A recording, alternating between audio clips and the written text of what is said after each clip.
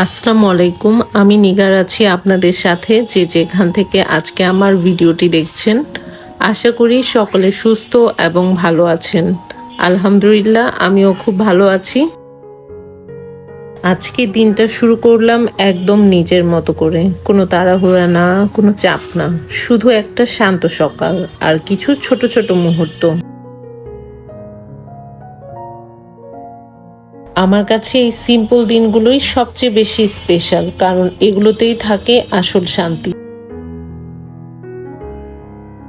তারপর একটু বারান্দায় গেলাম, হালকা বাতাস, চারপাশে নীরবতা। এই সময়টাতে দাঁড়িয়ে থাকলে মনে হয় জীবনটা আসলে অতটা কঠিন না। আমরা নিজেরাই হয়তো অনেক বেশি ভাবি, কিন্তু আসলে সুখটা এই ছোট ছোট মুহূর্তেই থাকে।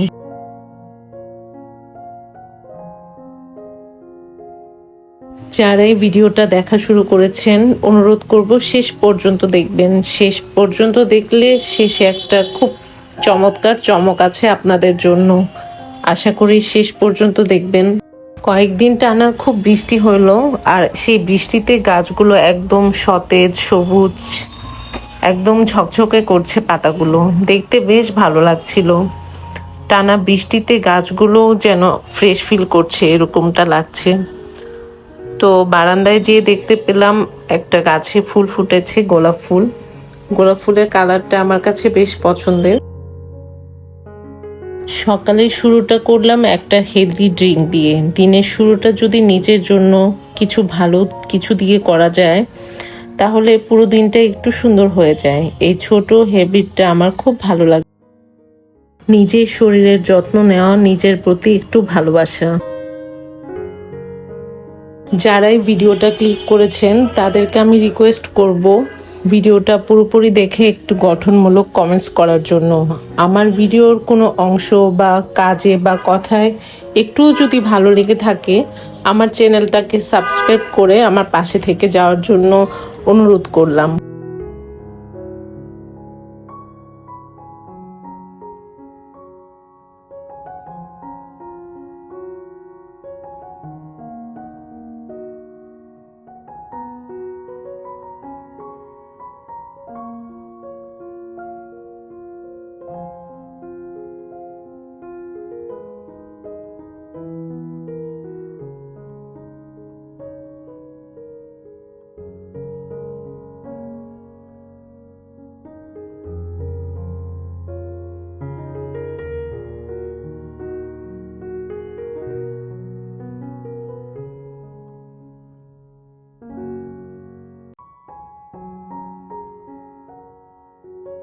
তারপর ঘরটা একটু গুছিয়ে নিলাম, বিছানার চাদরটা চেঞ্জ করলাম।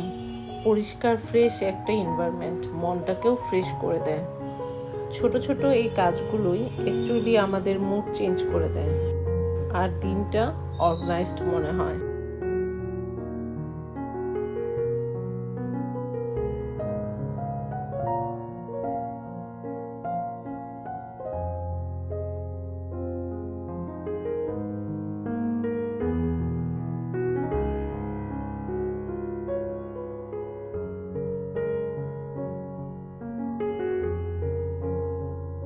হঠাৎ করেই শুরু হলো ঝুম বৃষ্টি। আমি কিছুক্ষণ দাঁড়িয়ে শুধু বৃষ্টি দেখছিলাম। এই ফিলিংটা আসলেই এক্সপ্লেন করা কঠিন।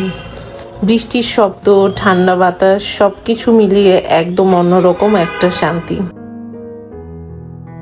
কখনো কখনো কিছু না করে শুধু নেচারকে অবজার্ভ করাটাও খুব দরকার। এটা মনকে অনেক হালকা করে দেয়।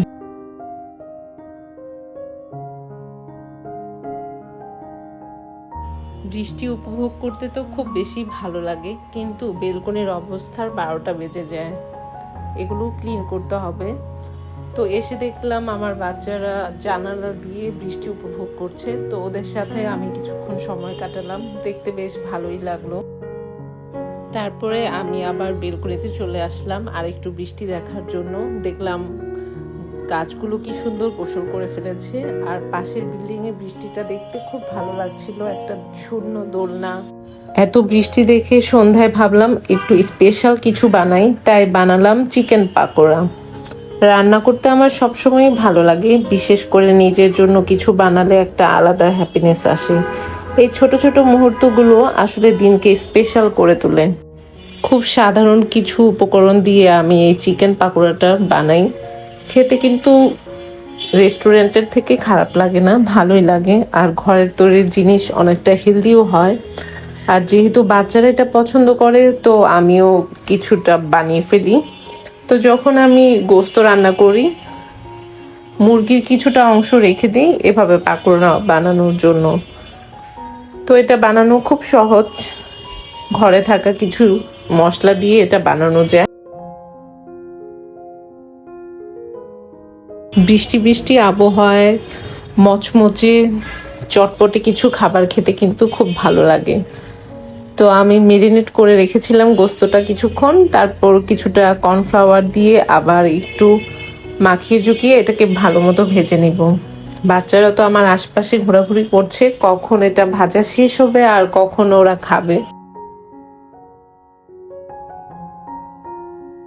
তো বলা যায় অনেকটা তাড়াহুড়ো করেই খুব দ্রুত এগুলো ভেজে নিচ্ছিলাম।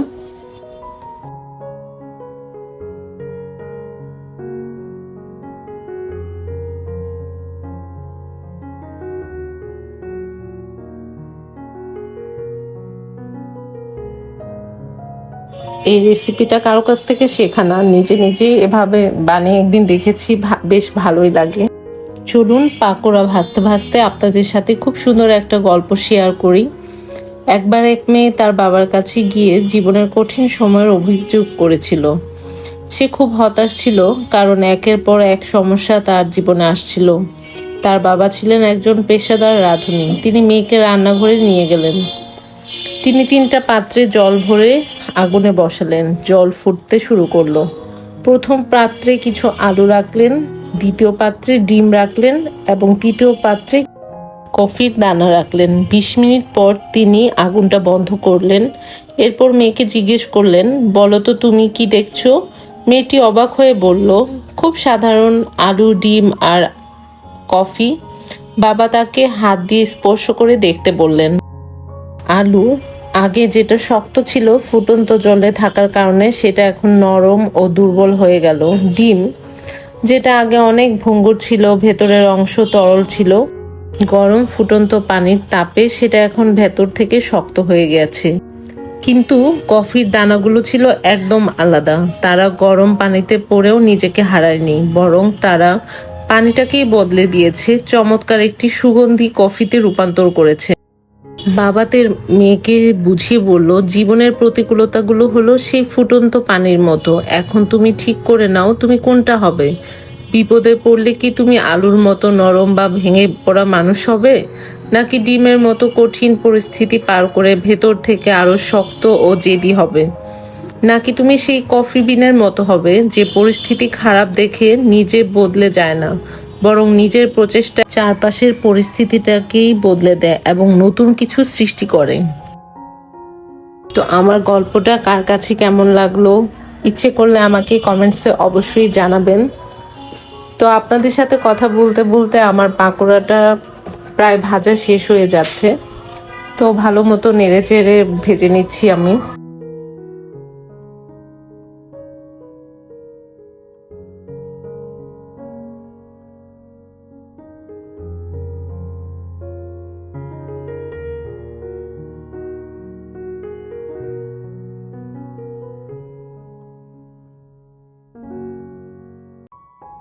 খাবারটা খুব সুন্দর করে পরিবেশন করে খেলে নাকি খাবারের স্বাদ আর গুণ খুব বেড়ে যায়।